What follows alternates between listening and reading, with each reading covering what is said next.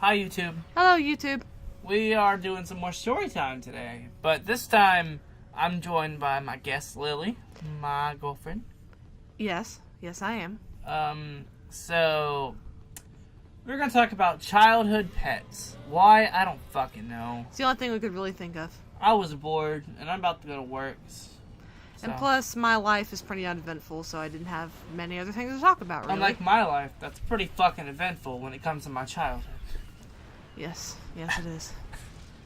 So, she has more stories to tell than I do, so I'm just gonna get mine out of the way. Alright, go ahead. I mean, I guess I technically had a few more pets. So, I had, my overall pets I had were 3 fish, 3 cats, more cats, actually. And that's literally all I had growing up. Never had a dog, a parrot, nothing. I had just 4 cats and like 3 fish. Well, I don't think you'd last very long having a parrot. I mean, yeah. Quiet, you. You be quiet. Okay, I'm sorry. But anyways, basically, I don't have a lot of funny stories to tell because my cats were all indoor cats. I mean, unless you count them trying to eat the fish, which is kind of a cat thing to do, though. Well, I do got to tell one story. One of my cats was diabetic, and I'd never seen that before in any cat except this cat. And sadly, we had to put her down a year later because she couldn't stay alive from the insulin or something. I don't know. Staying alive. That's really offensive, you know. That was my fucking cat, and you. Staying alive.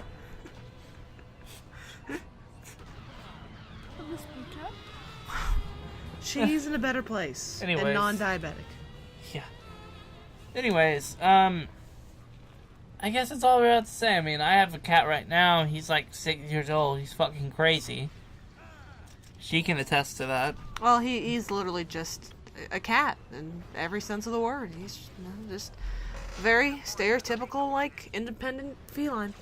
Well, now do you want to tell us anything about your cat or stuff? Because I don't have anything else to talk about. Well, I don't remember all the little animals we had because it was kind of difficult after my parents got divorced, so we technically had 2 pets. Like, my mom technically had pets, and then my dad technically had pets. So, like, what defined as having a pet kind of got mixed sometimes. But before they were divorced, the first thing I technically had was a fish. My bad. And I don't remember anything about the fish, but my mom always told me the story that apparently I got it at, that elementary school fair or whatever, where you fish them out of the little kiddie pool. And I had them for I don't know how long, but unfortunately, apparently... You had them for like 7 years or something like that? No, fish can't live for 7 years. Some can. Not a goldfish from an elementary school fair. I didn't know. Jesus. Anyway. What was I saying? Right, so I don't remember anything about the fish. My mom said one time, apparently, his water wasn't the right kind of water. Like, it was just tap water, not treated, so he died shortly thereafter. And instead of, like, crying or getting angry, I just looked at the fish bowl, and I wrote something on a little sticky note, and I posted it on the little fish bowl. And my mom went and looked, and it read, D-E-D, fish.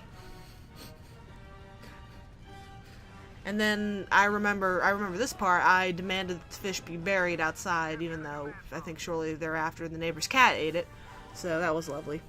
Then after that, we had a black lab named Nala, and we only kept her for a little while. And after that, I really don't remember what kind of pets we had. But then we moved to another house, and we got this puppy on Christmas called Sugar Cookie, and we didn't know what she was. But my mom speculated she might have been a Rottweiler German Shepherd mix, which...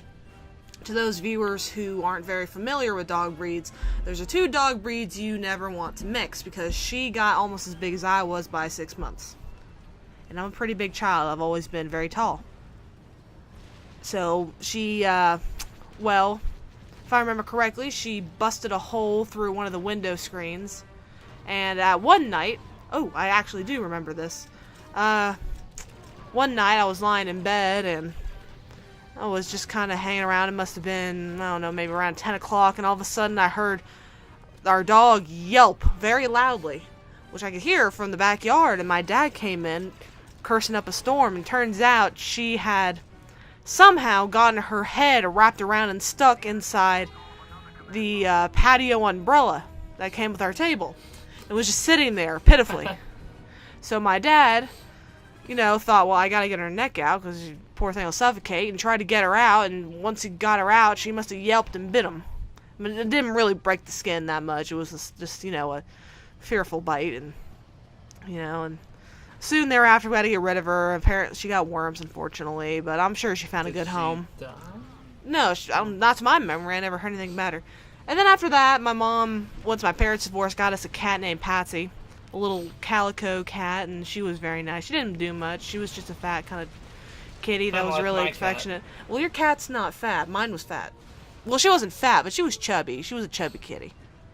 And then, recently, like in the past 2 years, we got a dog named Cooper, and he's a Aussie Doodle, Australian Shepherd Poodle mix, and he's a funny dog. He's pretty smart, and I think one of the funniest things he did was one time when I was cooking at home on a Saturday morning and everyone was asleep, I tried to make beignets, but unfortunately it said that the beignets, since you cook them in oil, they only took 10 seconds to cook, and I thought, well, shit, the oil's got to be really hot then.